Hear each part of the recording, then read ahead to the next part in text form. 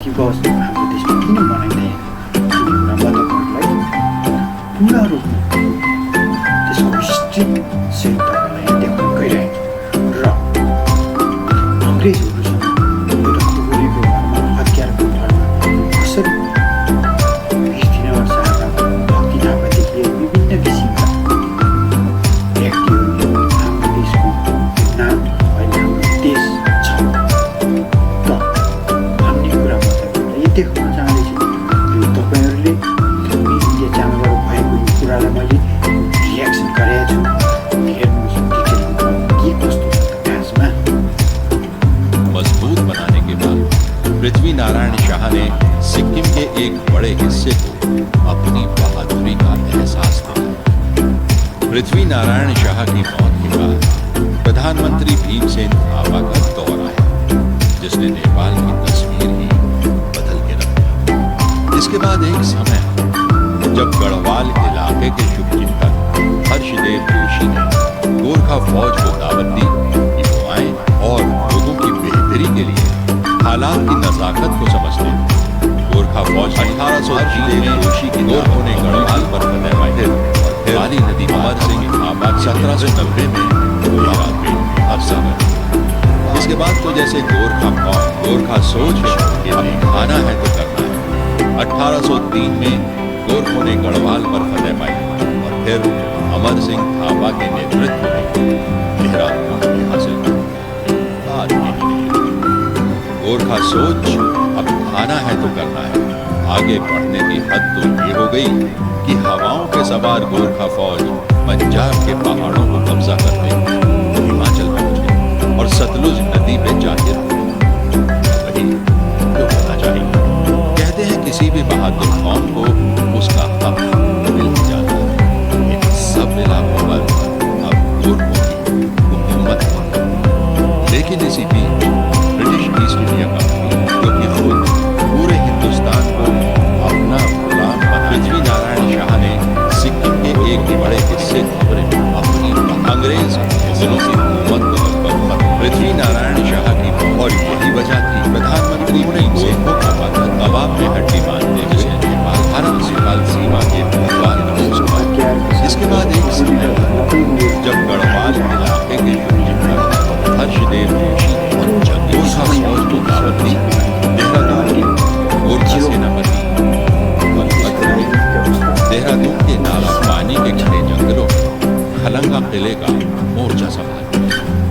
यहाँ 3 ऐसी लड़ाइयाँ हुई कि अंग्रेजी फौजों के चेहरों पर हवाइयाँ उड़ने लगी। उन्हें हिंदुस्तान में दुश्मन तो बहुत मिले, लेकिन ऐसे कभी नहीं मिले जिसने मैदान जंग से उनके पैर उखाड़ दिए और उन्हें मुंह की खानी पड़ी। खैर, गोरखों की कुल जमा फौज 600 लोगों की, ऊपर से घर से हजारों मील दूर, इसलिए किसी मदद की कोई उम्मीद भी नहीं।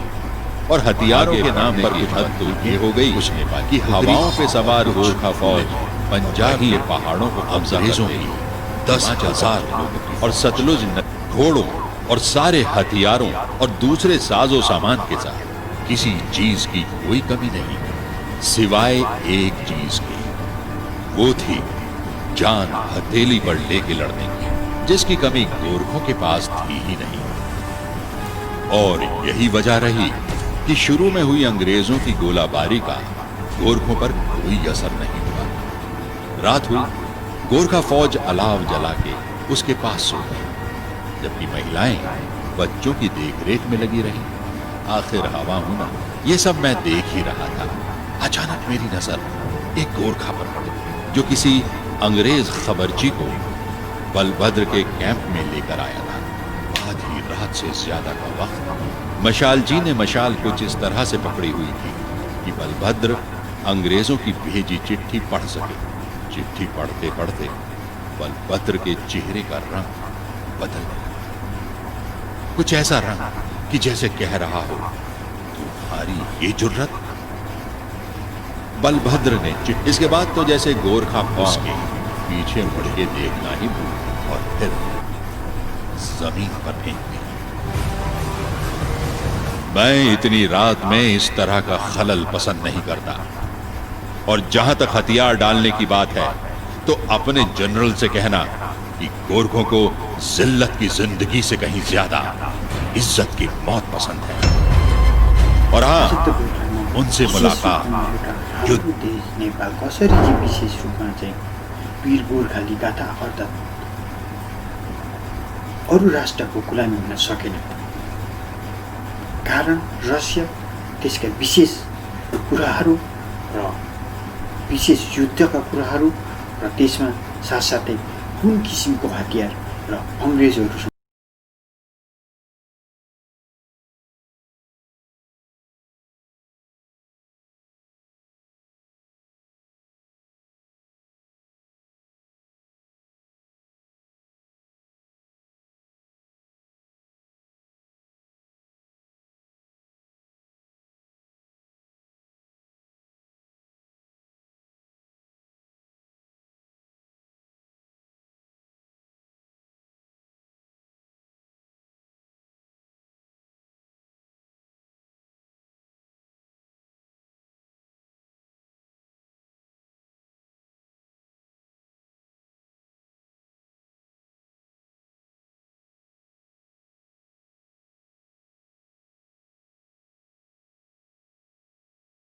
वो आए और लोगों की बेहतरी के लिए आए, हालात की नजाकत को समझते हुए। गोरखा फौज ने हर्षदेव जोशी की दावत कबूल की और फिर काली नदी पार करके 1790 में कुमाऊं पे गोरखों का ये बागियाना अंदाज जवाब जंग के सितारे के नाम से प्रसिद्ध अंग्रेज कमांडर सर रोलो गिलिस्पी को क्यों पसंद आता? अगला हमला यकीनन बड़ा होना था। हुआ भी यही।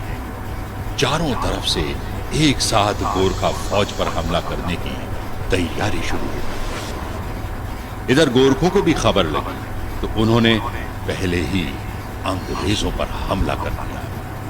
गोरखा के गुरिल्ला हमले और आसमानों को चीरते हुए नारे, जय महाकाली, आयो गोरखाली ने एउटा इन्डियन व्यक्तिले बनाएको विशेष किसिमको वीर गोर्खाली गाथा अर्थात् हाम्रो देश नेपाल कसरी चाहिँ काम चल रहा। गोरखों के बेखौफ हमले ही अंग्रेज फौज को तितर बितर करने के लिए काफी थे। ऊपर से मरते साथियों को देख अंग्रेज फौजी भागने लगे। अपने ही फौजी भागते देख जनरल गिलेस्पी का पारा 7वें आसमान पर। एक तो ऐसे हमले की उम्मीद नहीं और फिर फौज की ये बुजदिली, यूं दुम दबा के भागना। जनरल गिलेस्पी ने बंदूक अपने फौजियों पर ही तान दी और फिर बंदूक के सहारे अपनी भागती फौज को रोका और फौरन गोरखों पर पीछे से सीढ़ियां लगा के हमला करने का हुक्म दिया। ये वो जगह थी जहां गोरखा फौज से नहीं बल्कि महिलाओं से उनका सामना हुआ। वो भी कम नहीं, आखिर गोरखों की बेटियां ठहरी। बस अपने बच्चों को अपनी पीठ पीछे बांधा और ऊपर से बड़े बड़े पत्थर फेंकने शुरू कर दिए। गोरखा महिलाओं का ये कदम एक भागती हुई फौज के दोबारा बहादुरी साबित करने की कोशिश के ऊपर भारी पड़ी। अपनी फौज की बुजदिली देखकर गिलेस्पी एक हाथ में तलवार और एक हाथ में पिस्तौल लिए आगे आया, लेकिन तभी बंदूक की एक गोली उसका सर पार कर गई। त्याग तपस्या र लडाईँ गरे त हाम्रो देश किन गुलामी भएन त? अरू राष्ट्र शक्तिशाली विशेष पावरफुल राष्ट्रहरूको गुलामी भए तर हाम्रोमा स्वतन्त्र दिवस हाम्रो देशमा किन मनाइँदैन भन्ने कुरा म तपाईँहरूलाई पूर्ण रूपमा त्यसको हिस्ट्री सहित तपाईँहरूलाई यहाँ देखाउन गइरहेको छु। र अङ्ग्रेजहरूसँग एउटा खुकुरीको भरमा हतियारको भरमा कसरी वीर दिनबहादुर शाह र भक्ति थापादेखि लिएर विभिन्न किसिमका व्यक्तिहरूले हाम्रो देशको यो नाम अहिले हाम्रो देश छ त भन्ने कुरा म तपाईँहरूलाई यो देखाउन चाहँदैछु। र यो तपाईँहरूले इन्डिया च्यानलबाट भएको यो कुरालाई मैले रियाक्सन गरेको छु। हेर्नुहोस् डिटेल रूपमा के कस्तो छ त खासमा।